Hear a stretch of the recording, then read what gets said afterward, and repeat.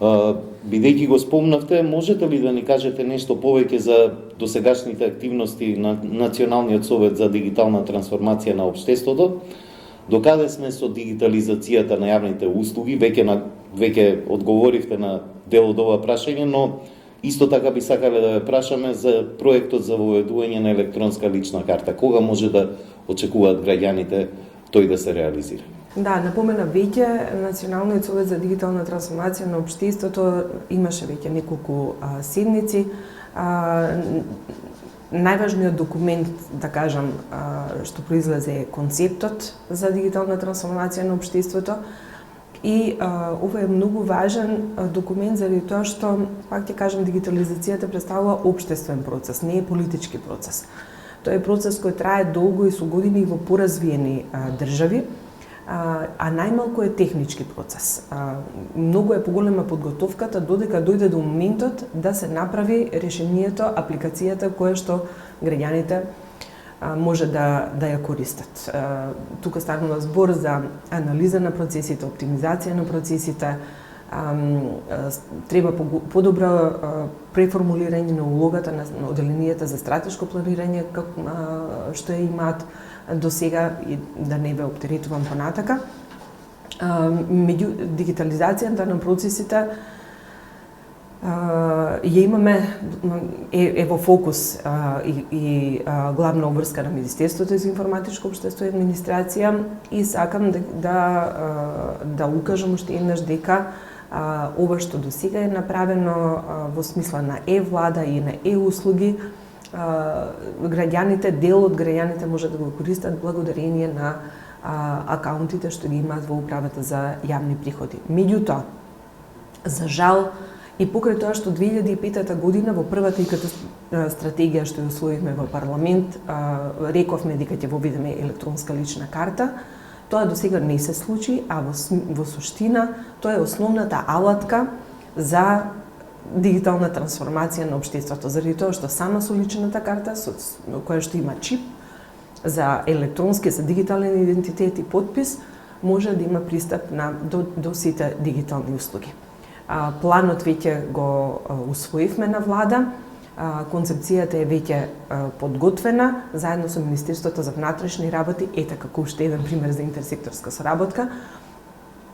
Го дискутиравме концептот и на потехничко ниво, заради тоа што е тоа комплексен процес.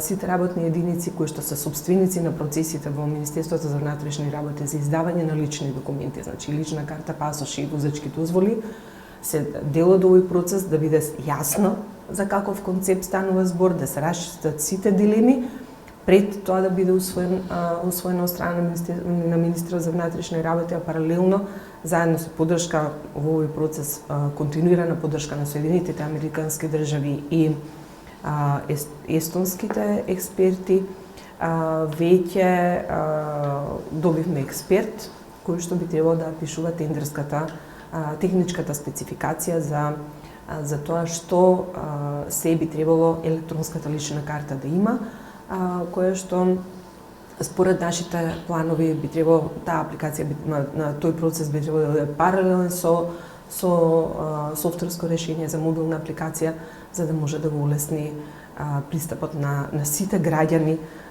до електронски услуги. Паралелно со ова, исто еден многу важен процес што го буткаме и што е исто така интерсекторска соработка.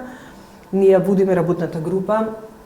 Јас инсистирав минатата година да го забрзаме тој процес, заради тоа што ние се уште имаме стар закон за архивско работење, од една страна ги форсираме институциите да користат платформата за интероперабилност и да разменуваат дигитално документи, а од друга страна имаме стар закон за архивирање со кој што не предвидува процедура, законска можност како да се чуваат и на кој начин да се постапува со дигитални документи.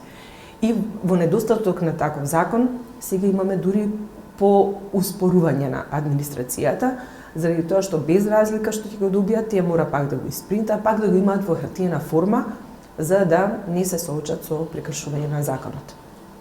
интензивно работиме сега на нов закон заедно со Архив на Македонија, заедно со Министерството за информатичко општество и администрација, и тоа очекувам прилично брзо, за можеби неколку недели, најверојатно до крајот на мај, да не преюдицирам затоа што има празници, нели?